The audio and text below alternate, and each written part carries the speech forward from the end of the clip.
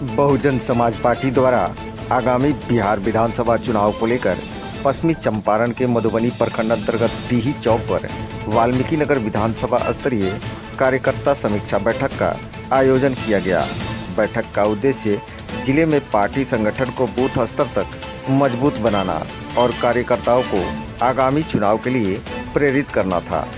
बैठक में राज्यसभा सांसद और बसपा के national coordinator engineer Ramji Gautam मुख्य अतिथि के रूप में शामिल हुए, जबकि बसपा के केंद्रीय प्रभारी अनिल कुमार और केंद्रीय प्रभारी उमाशंकर गौतम विशिष्ट अतिथि के रूप में उपस्थित रहे। इस अवसर पर बड़ी संख्या में पार्टी कार्यकर्ताओं और समर्थकों ने भाग लिया। कार्यक्रम की अध्यक्षता जिला अध्यक्ष आमी लीला रविदास ने की। 2025 के चुनाव में बिहार में जो चुनाव होने वाली है, इसमें बसपा की क्या परफॉर्मेंस रहेगी?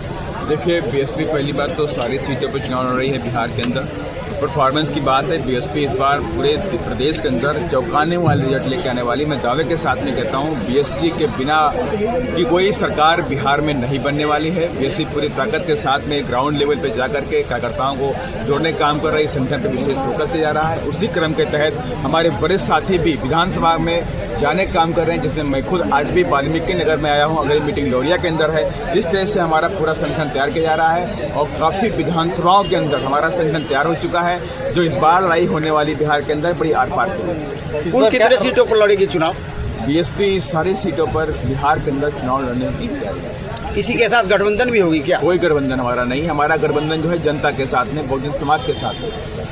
क्या रणनीति है सर यहाँ इस बार बिहार में चुनाव में? देखिए, मेरी रणनीति यह है कि बिहार के लोग, बिहार के वासी अगर ये चाहेंगे, अगर बीएसपी को साथ देते हैं, तो मैं उनसे कहना चाहता हूँ, वादा करना चाहता हूँ, गरीबों को शिक्षा को फ्री करने का हमारा पूरा प्लान है। गुंडा राज, माफिया राज, जंगल राज बिहार के अंदर है, पूरी तरह से उसे खत्म किया जाएगा। जो बहु बच्चों के साथ में आए दिन रेप, हत्या, बलात्कार होता है, उसे पूरी तरह से रोकने का काम किया जाएगा।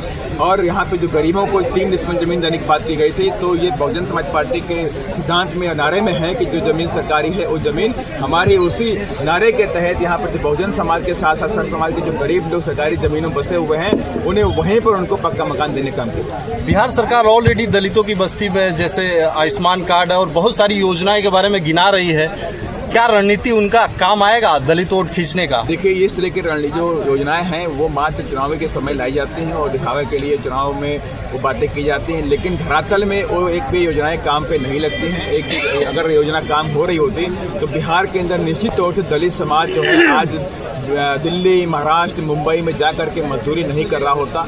लाखों करोड़ों की संख्या में बिहार वासी जो हमारे भाई बहन हैं, देश के अन्य प्रदेशों में जाके 2 वक्त की रोटी के लिए काम करते हैं, मजदूरी करते हैं, मजबूरी बस।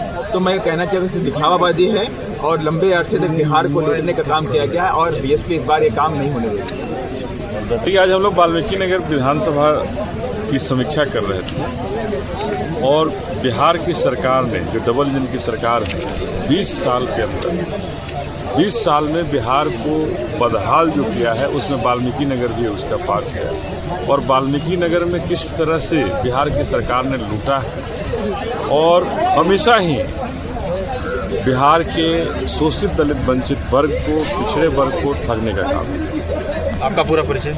अनिल कुमार चौधरी, बहुजन समाज पार्टी।